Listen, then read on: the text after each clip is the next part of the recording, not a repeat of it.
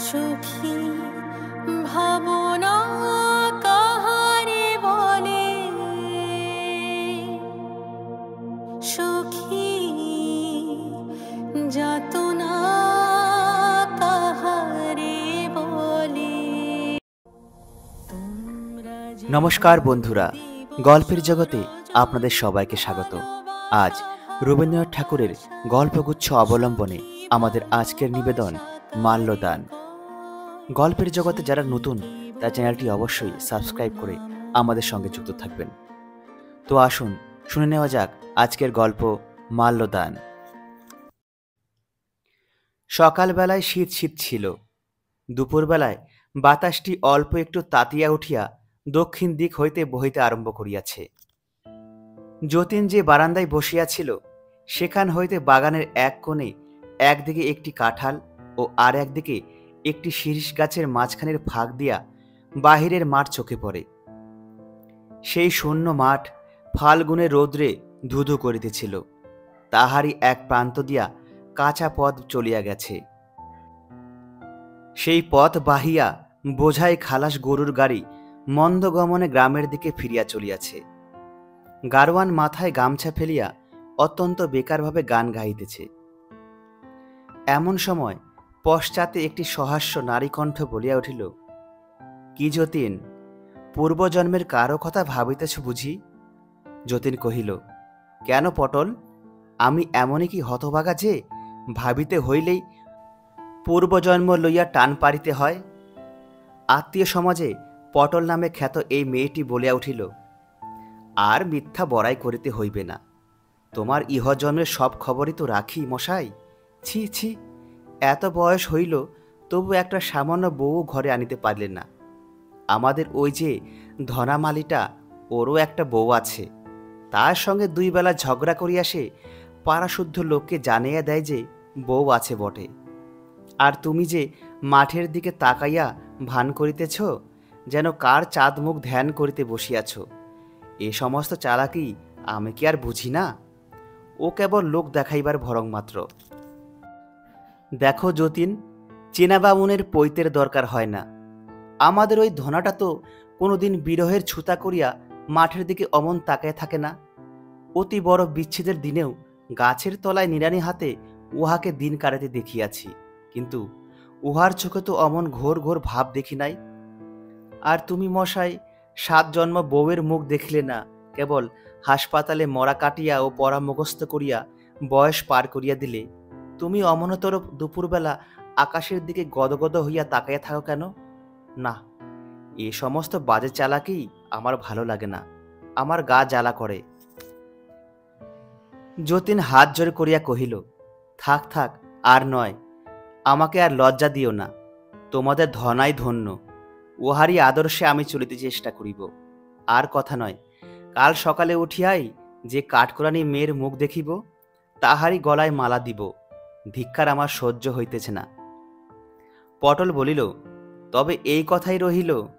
যতীন বলিল, হ্যাঁ রহিল। পটল বলিল, তবে এসো। যতীন, কোথায় যাইব? পটল বলিল, এসোই না। যতীন বলিল, না না, একটা কি দুষ্টমি তোমার মাথায় আসিয়াছে, আমি এখন নড়িতেছি না। পটল বলিল, আচ্ছা, তবে এইখানেই বসো। বলিয়া সে দ্রুত পদে প্রস্থান করিল। পরিচয় দেওয়া যাক। যতীন এবং পটলের বয়সের একদিন মাত্র তারতম্য। পটল যতীনের চেয়ে একদিনের বড় বলিয়া যতীন তাহার প্রতি কোনো প্রকার সামাজিক সম্মান দেখাইতে নারাজ। উভয়ে খুড়তুতো জ্যাঠতুতো ভাই বোন, বরাবর একত্রে খেলা করিয়া আসিয়াছে। দিদি বলে না বলিয়া পটল যতীনের নামে বাল্যকালে বাপ খুড়ার কাছে অনেক নালিশ করিয়াছে, কিন্তু কোনো শাসনবিধির দ্বারা কোনো ফল পায় নাই। একটিমাত্র ছোট ভাইয়ের কাছেও তাহার পটল নাম ঘুষিল না। পটল দিব্য মোটাসোটা গোলগাল, প্রফুল্লতার রসে পরিপূর্ণ। তাহার কৌতুক হাস্য দমন করিয়া রাখে সমাজে এমন কোনো শক্তি ছিল না। শাশুড়ির কাছেও সে কোনোদিন গাম্ভীর্য অবলম্বন করিতে পারে নাই। প্রথম প্রথম তার লইয়া অনেক কথা উঠিয়াছিল, কিন্তু শেষকালে সকলকে হার মানিয়া বলিতে হইল, ওর ওই রকমই। তারপরে এমন হইল যে পটলের দুর্নিবার প্রফুল্লতার আঘাতে গুরুজনদের গাম্ভীর্য ধূলিসাৎ হইয়া গেল। পটল তাহার আশেপাশে কোনোখানে মন ভার মুখ ভার দুশ্চিন্তা সইতে পারিত না। অজস্র গল্প হাসি ঠাট্টায় তাহার চারিদিকে হাওয়া বাতাস যেন বিদ্যুৎ শক্তিতে বোঝাই হইয়া থাকিত। পটলের স্বামী হরকুমার বাবু ডেপুটি ম্যাজিস্ট্রেট, বিহার অঞ্চল হইতে বদলি হইয়া কলিকাতায় আবকারি বিভাগে স্থান পাইয়াছেন। প্লেগের ভয়ে বালিতে একটি বাগান বাড়ি ভাড়া লইয়া থাকেন, সেখান হইতে কলিকাতা যাতায়াত করেন। আরকারি পরিদর্শনে প্রায় তাহাকে মফস্বলে ফিরিতে হইবে বলিয়া দেশ হইতে মা এবং অন্য দুই একজন আত্মীয়কে আনিবার উপক্রম করিতেছেন। এমন সময় ডাক্তারিতে নতুন উত্তীর্ণ পশার প্রতিপত্তিহীন যতীন বোনের নিমন্ত্রণে হপ্তাখানেকের জন্য এখানে আসিয়াছে। কলিকাতার গলি হইতে প্রথম দিন গাছপালার মধ্যে আসিয়া যতীন ছায়াময় নির্জন বারান্দায় ফাল্গুন মধ্যাহ্নে রসালস্যে আবিষ্ট হইয়া বসিয়াছিল। এমন সময় পূর্ব কথিত সেই উপদ্রব আরম্ভ হইল। পটল চলিয়া গেলে আবার খানিকক্ষণের জন্য সে নিশ্চিন্ত হইয়া একটুখানি নড়িয়া চড়িয়া বেশ আরাম করিয়া বসিল। কাঠখুরানি মেয়ের প্রসঙ্গে ছেলেবেলাকার রূপকথার অলিগলির মধ্যে তাহার মন ঘুরিয়া বেড়াইতে লাগিল। এমন সময় আবার পটলের হাসি মাখা কণ্ঠের কাকলিতে সে চমকিয়া উঠিল। পটল আর একটি মেয়ের হাত ধরিয়া সবেগে টানিয়া আনিয়া যতীনের সম্মুখে স্থাপন করিল। কহিল, ও কুরানি। মেয়েটি কহিল, কি দিদি? পটল বলিল, আমার এই ভাইটি কেমন দেখ দেখি। মেয়েটি অসংকোচে যতীনকে দেখিতে লাগিল। পটল কহিল, কেমন, ভালো দেখিতে না? মেয়েটি গম্ভীরভাবে বিচার করিয়া ঘাড় নাড়িয়ে কহিল, হ্যাঁ, ভালো। যতীন লাল হইয়া চৌকি ছাড়িয়া উঠিয়া কহিল, আহ পটল, কি ছেলে মানুষই করিতেছ? পটল বলিল, আমি ছেলে মানুষই করি না, তুমি বড় মানুষই করো। তোমার বুঝি বয়সের গাছপাতর নাই? যতীন পলায়ন করিল। পটল পিছনে পিছনে ছুটিতে ছুটিতে কহিল, ও যতীন, তোমার ভয় নাই, তোমার ভয় নাই। এখনই তোমার মালা দিতে হইবে না। ফাল্গুন চৈত্রে লগ্ন নাই, এখনো হাতে সময় আছে। পটল যাহাকে কুরানি বলিয়া ডাকে সেই মেয়েটি অবাক হইয়া রহিল। তাহার বয়স 16 হইবে, শরীর ছিপছিপে। মুখশ্রী সম্বন্ধে অধিক কিছু বলিবার নাই, কেবল মুখে এই একটি অসামান্যতা আছে যে দেখিলে যেন বনের হরিণের ভাব মনে আসে। কঠিন ভাষায় তাহাকে নির্বুদ্ধি বলা যাইতেও পারে, কিন্তু তাহা বোকামি নহে, তাহা বুদ্ধিবৃত্তির অপরিস্ফুরণ মাত্র। তাহাতে কুরানির মুখের সৌন্দর্য নষ্ট না করিয়া বরঞ্চ একটি বিশিষ্টতা দিয়াছে। সন্ধ্যাবেলায় হরকুমারবাবু কলিকাতা হইতে ফিরিয়া আসিয়া যতীনকে দেখিয়া কহিলেন, এই যে যতীন আসিয়াছ, ভালোই হইয়াছে, তোমাকে একটু ডাক্তারি করিতে হইবে। পশ্চিমে থাকিতে দুর্ভিক্ষের সময় আমরা একটি মেয়েকে লইয়া মানুষ করিতেছি। পটল তাহাকে কুরানি বলিয়া ডাকে। উহার বাপ মা এবং ওই মেয়েটি আমাদের বাংলোর কাছে একটি গাছতলায় পড়িয়াছিল। যখন খবর পাইয়া গেলাম, গিয়া দেখি উহার বাপ মা মরিয়াছে, মেয়েটির প্রাণটুকু আছে মাত্র। পটল তাহাকে অনেক যত্নে বাঁচাইয়াছে। উহার জাতের কথা কেহ জানে না। তাহা লইয়া কেহ আপত্তি করিলেই পটল বলে, ও তো দ্বিজ এক প্রকার মরিয়া এবার আমাদের ঘরে জন্মিয়াছে। উহার সাবেক জাত কোথায় ঘুচিয়া প্রথমে মেয়েটি পটলকে মা বলিয়া ডাকিতে শুরু করিয়াছিল। পটল তাকে ধমক দিয়ে বলিল, খবরদার, আমাকে মা বলিস নি, আমাকে দিদি বলিস। পটল বলে, অত বড় মেয়ে মা বলিলে নিজেকে বুড়ি বলিয়া মনে হইবে যে। বোধ করি সেই দুর্ভিক্ষের উপবাসে বা আর কোনো কারণে উহার থাকিয়া থাকিয়া শুল বেদনার মতো হয়। ব্যাপারখানা কি, তোমাকে ভালো করিয়া পরীক্ষা করিয়া দেখিতে হইবে। ওরে তুলসী, কুরানিকে ডাকিয়া আনত। কুরানি চুল বাঁধিতে বাঁধিতে অসম্পূর্ণ বেনি পিঠের উপর দুলাইয়া হরকুমার বাবুর ঘরে আসিয়া উপস্থিত হইল।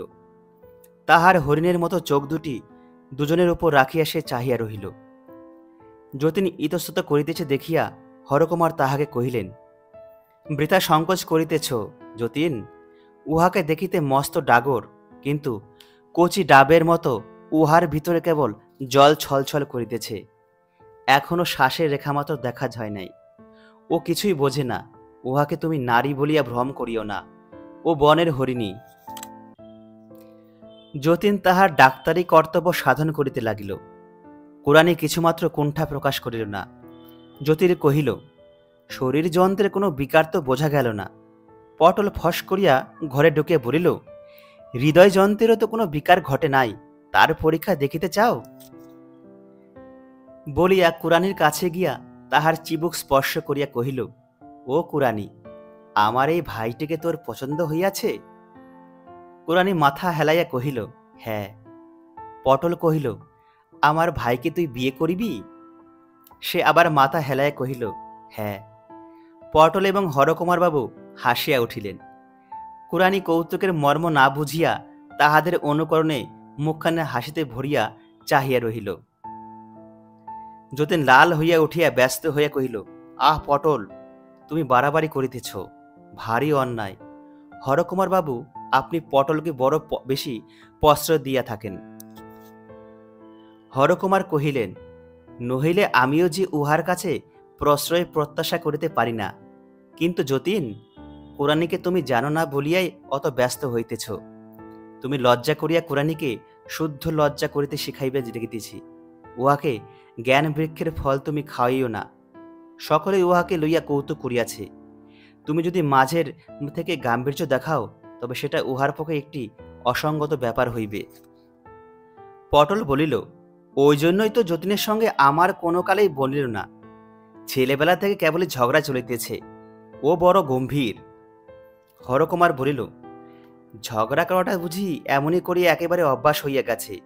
ভাই সরিয়ে পড়িয়াছেন এখন। পটল, ফের মিথ্যে কথা, তোমার সঙ্গে ঝগড়া করিয়া সুখ নাই, আমি চেষ্টাও করি না। হরকুমার বলিল, আমি গোড়াতেই হার মানিয়া যাই। পটল বলিল, বড় কর্মই করো, গোড়ায় হার না মানিয়া শেষে হার মানিলে কত খুশি হইতাম।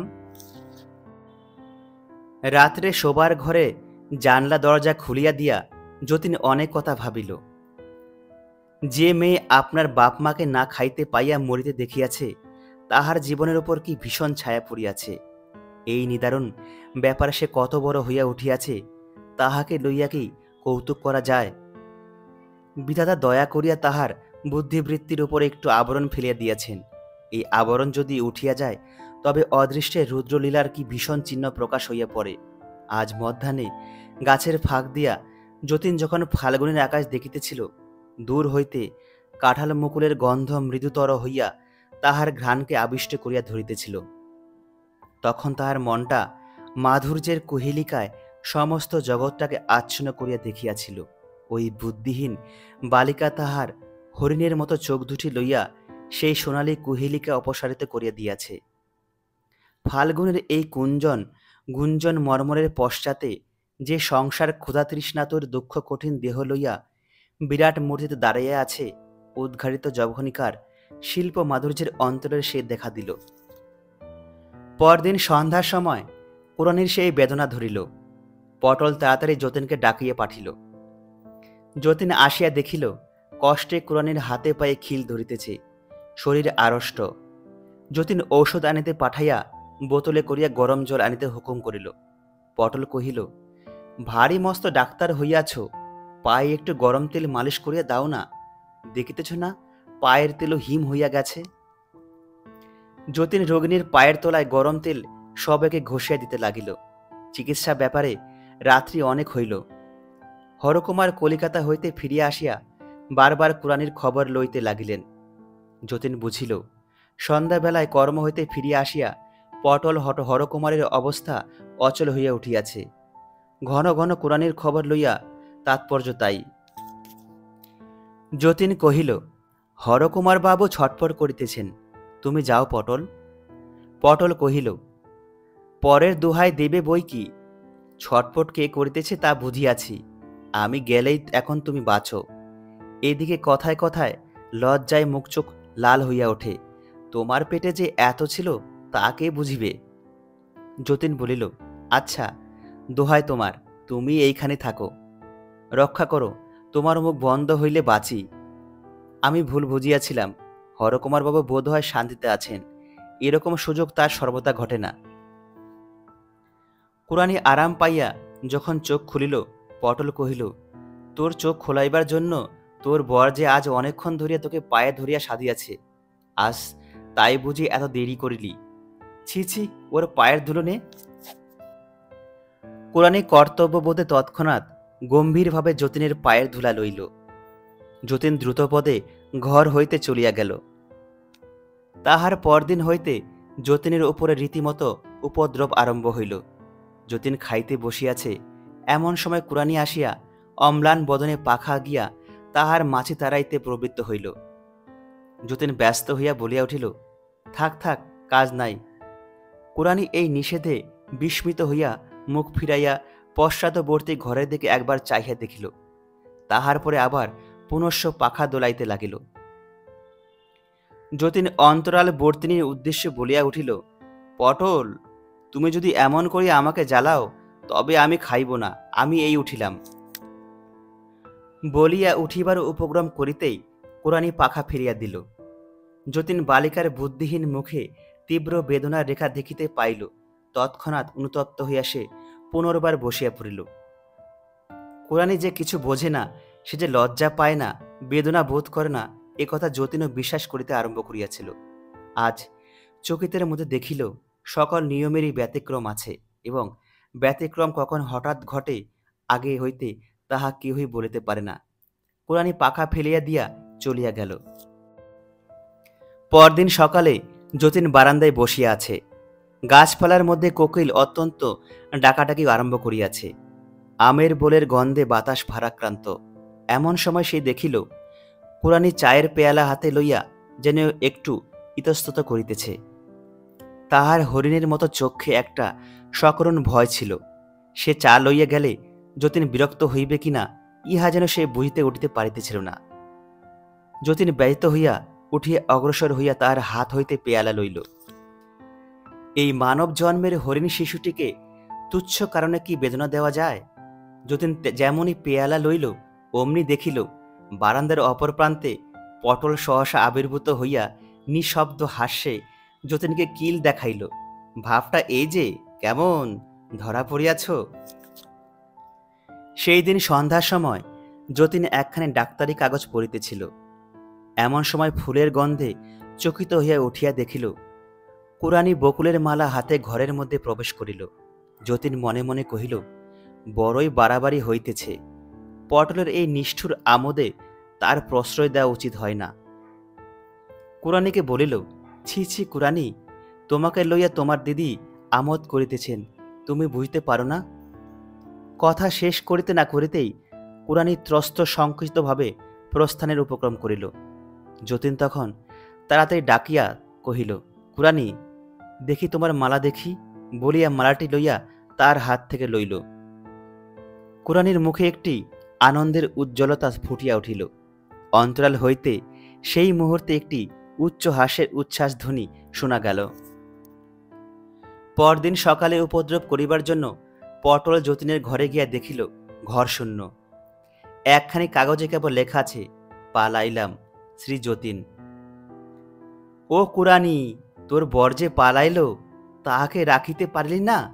বলিয়া কুরানির বেনি ধরিয়া নাড়া দিয়া পটল ঘর কন্যার কাজে চলিয়া গেল। কথাটা বুঝিতে কুরানির একটু সময় গেল। সে ছবির মতো দাঁড়াইয়া স্থির দৃষ্টিতে সম্মুখে চাহিয়া রহিল। তারপর ধীরে ধীরে যতীনের ঘরে আসিয়া দেখিল তাহার ঘর খালি।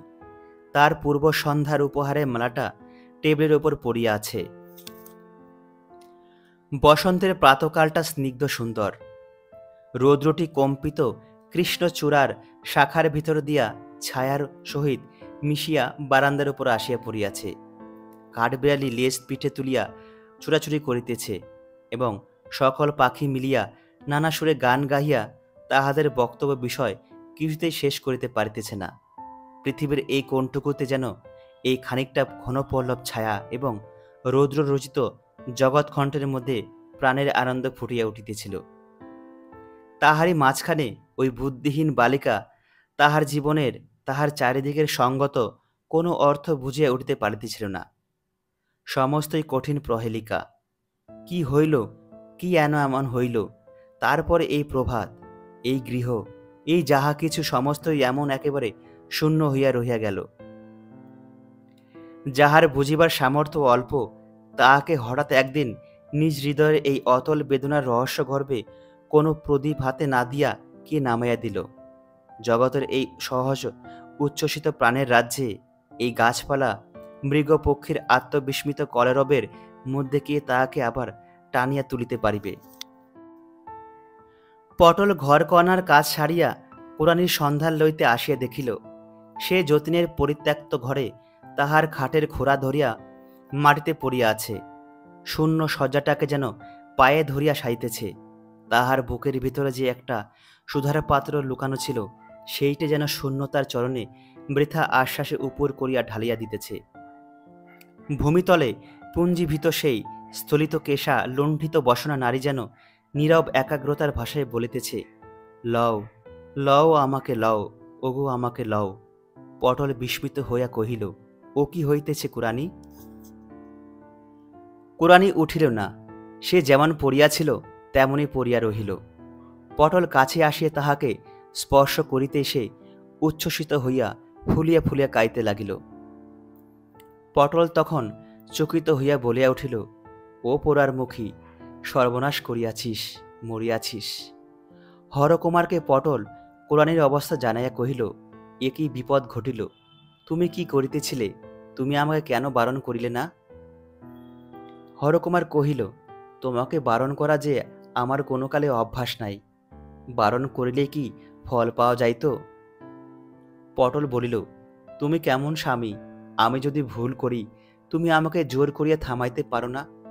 আমাকে তুমি এ খেলা খেলিতে দিলে কেন? এই বলিয়া সে ছুটিয়া গিয়া ভূপতিতা বালিকার গলা ঝরিয়া ধরিয়া কহিল, লক্ষ্মী বোন আমার, তোর কি বলিবার আছে আমাকে খুলিয়া বল। হায়, কোরআনের এমন কি ভাষা আছে যে আপনার হৃদয়ের অব্যক্ত রহস্য সে কথা দিয়া বলিতে পারে? সে একটি অনির্বচনীয় বেদনার ওপর তাহার সমস্ত বুক দিয়া চাপিয়া ধরিয়া আছে। সে বেদনাটা কি? জগতে এমন আর কাহারও হয় কি? তাহাকে লোকে কি বলিয়া থাকে? কুড়ানি তাহার কিছু জানে না। সে কেবল কান্না দিয়া বলিতে পারে। মনের কথা জানাইবার তাহার আর কোনো উপায় নাই। পটল কহিল, কুড়ানি, তোর দিদি বড় দুষ্টু, কিন্তু তোর কথা যে তুই এমন করিয়া বিশ্বাস করিবি তা সে কখনো মনেও করেনি। তার কথা কেউ কখনো বিশ্বাস করে না। তুই এমন ভুল কেন করিলি? কুড়ানি, একবার মুখ তুলিয়া তোর দিদির মুখের দিকে চা, তাকে মাপ কর। কিন্তু কুড়ানির মন তখন বিমুখ হইয়া গিয়াছিল। সে কোনো মতেই পটলের মুখের দিকে চাহিতে পারিল না। সে আরো জোর করিয়া হাতের মধ্যে মাথা গুজিয়া রহিল। সে ভালো করিয়া সমস্ত না বুঝিয়াও এক প্রকার মূঢ়ভাবে পটলের প্রতি রাগ করিয়াছিল। পটল তখন ধীরে ধীরে বাহুপাশ খুলিয়া লইয়া উঠিয়া গেল এবং জানালার ধারে পাথরের মূর্তির মতো স্তব্ধভাবে দাঁড়াইয়া ফাল্গুনের রৌদ্র চিক্কণ সুপারি গাছের পল্লব শ্রেণীর দিকে চাহিয়া পটলের দুই চক্ষু দিয়া জল পড়িতে লাগিল। পরদিন কুড়ানির আর দেখা পাওয়া গেল না। পটল তাহাকে আদর করিয়া ভালো ভালো গহনা এবং কাপড় দিয়া সাজাইত, কিন্তু সে এলোমেলো ছিল। নিজের সাজ সম্বন্ধে তাহার কোনো যত্ন ছিল না, কিন্তু সাজগোজের সমস্ত শখ কুড়ানির ওপর দিয়া সে মিটায় লইত। বহুকাল সঞ্চিত সেই সমস্ত বসনভূষণ কুড়ানির ঘরের মেঝের ওপর পড়িয়া আছে। তাহার হাতের বালাচুরি, নাসাগ্রের লবঙ্গ ফুলটি পর্যন্ত সে খুলিয়া ফেলিয়া গিয়াছে। তাহার পটল দিদির এতদিনের সমস্ত আদর সে যেন গা হইতে মুছিয়া ফেলিবার চেষ্টা করিয়াছে। হরকুমার বাবু কুড়ানির সন্ধানে পুলিশে খবর দিলেন। সেবারের প্লেগ দমনের বিভীষিকায় এত লোক এতদিকে পলায়ন করিতেছিল যে সেই সকল পলাতক দলের মধ্যে হইতে একটি বিশেষ লোককে বাছিয়া লওয়া পুলিশের পক্ষে শক্ত হইল। হরকুমার বাবু দুই চারিবার ভুল লোকের সন্ধানে অনেক দুঃখ এবং লজ্জা পাইয়া কুড়ানির আশা পরিত্যাগ করিলেন। অজ্ঞাতের কোল হইতে তাহারা যাহাকে পাইয়াছিলেন, অজ্ঞাতের কোলের মধ্যে সে আবার লুকাইয়া পড়িল। যতীন বিশেষ চেষ্টা করিয়া সেবার প্লেগ হাসপাতালে ডাক্তারি পদ গ্রহণ করিয়াছিলেন। একদিন দুপুরবেলায় বাসায় আহার সারিয়া হাসপাতালে আসিয়া সে শুনিল হাসপাতালের স্ত্রী বিভাগে একটি নতুন রোগিণী আসিয়াছে। পুলিশ তাহাকে পথ হইতে কুড়াইয়া আনিয়াছে। যতীন তাহাকে দেখিতে গেল। মেয়েটির মুখের অধিকাংশ চাদরে ঢাকা ছিল। যতীন প্রথমেই তাহার হাত তুলিয়া লইয়া নারী দেখিল। নারীতে জ্বর অধিক নাই, কিন্তু দুর্বলতা অত্যন্ত। তখন পরীক্ষার জন্য মুখের চাদর সরাইয়া দেখিল সেই কুরানি। ইতিমধ্যে পটলের কাছ হইতে যতীন কুরানির সমস্ত বিবরণ জানিয়াছিল। অব্যক্ত হৃদয় ভাবের দ্বারা ছায়াচ্ছন্ন তাহার সেই হরিণ চক্ষু দুটি কাজের অবকাশে যতীনের ধ্যান দৃষ্টির ওপরেই কেবলই অশ্রুহীন কাতরতা বিকীর্ণ করিয়াছে। আজ সেই রোগ নিমিলিষ্ট চক্ষুর সুদীর্ঘ পল্লব কুরানির শীর্ণ কপলের উপরে কালিমা রেখা টানিয়াছে। দেখিবা মাত্র যতীনের বুকের ভেতরটা হঠাৎ কে যেন চাপিয়া ধরিল। এই একটি মেয়েকে বিধাতা এত যত্নে ফুলের মতো সুকুমার করিয়া গড়িয়া দুর্ভিক্ষ হইতে মারের মধ্যে ভাসাইয়া দিলেন কেন? আজ এই যে প্লেকৃষ্ট প্রাণটি হইয়া বিছানার উপরে পড়িয়া আছে, ইহার এই অল্প কয়দিনের আয়ের মধ্যে এত বিপদের আঘাত, এত বেদনার ভার সহিল কি করিয়া, ধরিল কোথায়?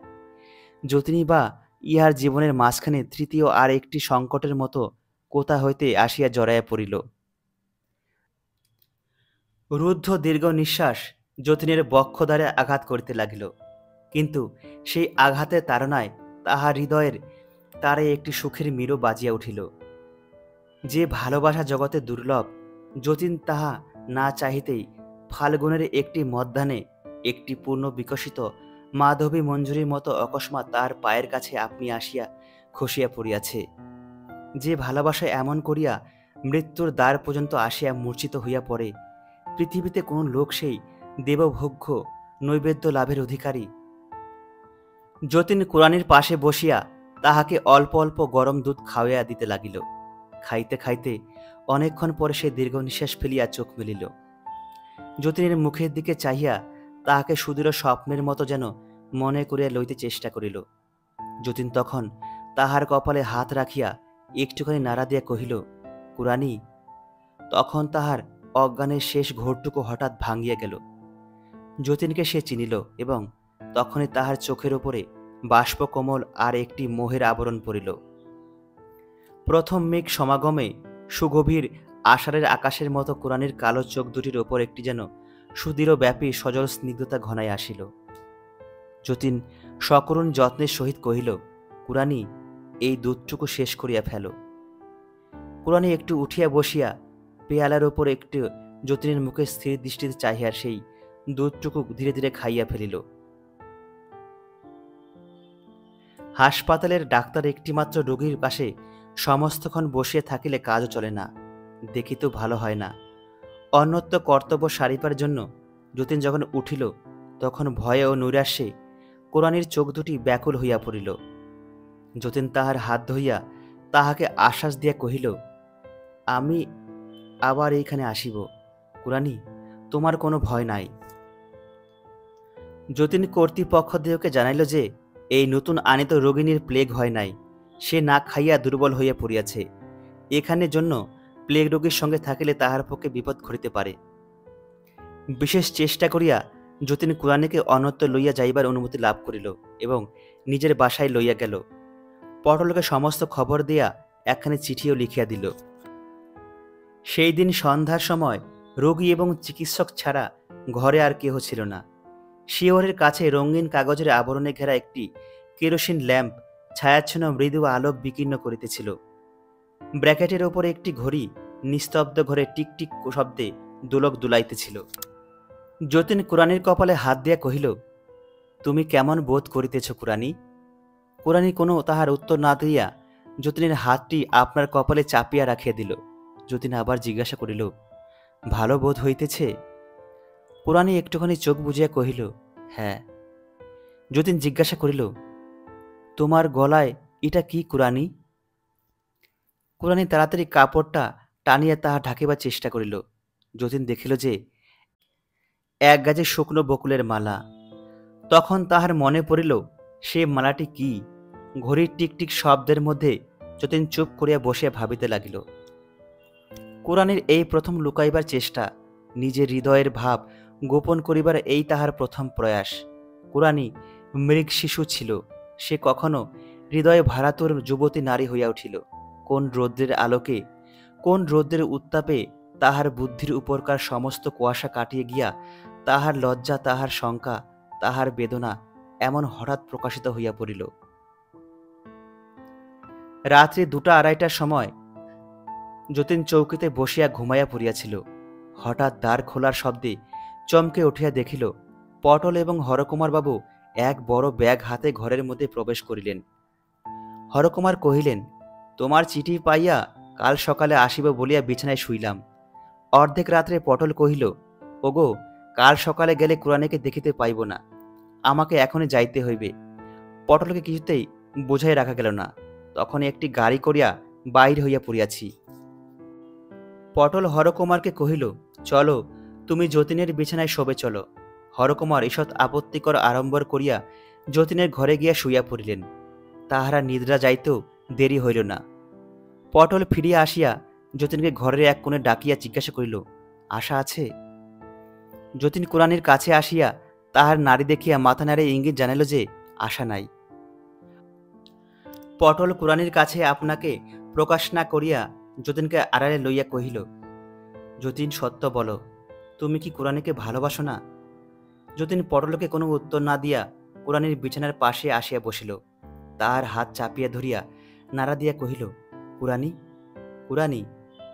কুড়ানি চোখ মিলিয়া মুখে একটি শান্ত মধুর হাসিয়া আভাস মাত্র আনিয়া কহিল, কি দাদাবাবু? যতীন কহিল, কুড়ানি, তোমার এই মালাটি আমার গলায় পরাইয়া দাও। কুড়ানি অনিমেষ অবুঝ চোখে যতীনের মুখের দিকে তাকায় রহিল। যতীন কহিল, তোমার মালা আমাকে দিবে না? যতীনের এই আদরের প্রশ্রয়টুকু পাইয়া কুড়ানির মনে পূর্বকৃত অনাদরের একটুখানি অভিমান জাগিয়া উঠিল। সে কহিল, কি হবে দাদাবাবু? যতীন দুই হাতে তাহার হাত লইয়া কহিল, আমি তোমাকে ভালোবাসি কুড়ানি। শুনিয়া ক্ষণকালের জন্য কুড়ানি স্তব্ধ রহিল। তাহার পরে তাহার দুই চক্ষু দিয়া অজস্র জল পড়িতে লাগিল। যতীন বিছানার পাশে দামিয়া হাঁটু গাড়িয়া বসিল। কুড়ানির হাতে কাছে মাথা নত করিয়া রাখিল। কুড়ানি গলা হইতে মালা খুলিয়া যতীনের গলায় পরাইয়া দিল। তখন পটল তাহার কাছে আসিয়া ডাকিল, কুড়ানি। কুড়ানি তাহার শীর্ণ মুখ উজ্জ্বল করিয়া কহিল, কি দিদি? পটল তাহার কাছে আসিয়া তাহার হাত ধরে কহিল, আমার ওপর তোর আর কোনো রাগ নেই বোন? কুড়ানি স্নিগ্ধ কোমল দৃষ্টিতে কহিল, না দিদি। পটল কহিল, যতীন, একবার তুমিও ঘরে যাও। যতীন পাশের ঘরে গেলে পটল ব্যাগ খুলিয়া কুড়ানির সমস্ত কাপড় গহনা তাহার মধ্য হইতে বাহির করিল। রোগিণীকে অধিক নাড়াচাড়া না করিয়া একখানি লাল বেনারসি শাড়ি সন্তর্পণে তাহার মলিন বস্ত্রের উপর জড়াইয়া দিল। পরে একে একে এক গাছি চুড়ি তাহার হাতে দিয়া দুই হাতে দুই বালা পরাইয়া দিল। তারপরে ডাকিল, যতীন। যতীন আসতেই তাহাকে বিছানায় বসাইয়া পটল তাহার হাতে কুড়ানির এক ছড়া সোনার হার দিল। যতীন সেই হার ছড়াটি লইয়া আস্তে আস্তে কুড়ানির মাথা তুলিয়া ধরিয়া তাহাকে পরাইয়া দিল। ভোরের আলো যখন কুড়ানির মুখের উপর আসিয়া পড়িল, তখন সে আলো সে আর দেখিল না। তাহার অম্লান মুখকান্তি দেখিয়া মনে হইল সে মরে নাই, কিন্তু সে যেন একটি অতল স্পর্শ সুখ স্বপ্নের মধ্যে নিমগ্ন হইয়া গেছে। যখন মৃতদেহ লইয়া যাইবার সময় হইল, তখন পটল কুড়ানির বুকের উপর পড়িয়া কাঁদিতে কাঁদিতে কহিল, বোন, তোর ভাগ্য ভালো, জীবনের চেয়ে তোর মরণ সুখের। যতীন কুড়ানির সেই শান্ত স্নিগ্ধ মৃত্যু ছবির দিকে চাহিয়া ভাবিতে লাগিল, যাহার ধন তিনি নিলেন, আমাকেও বঞ্চিত করিলেন না।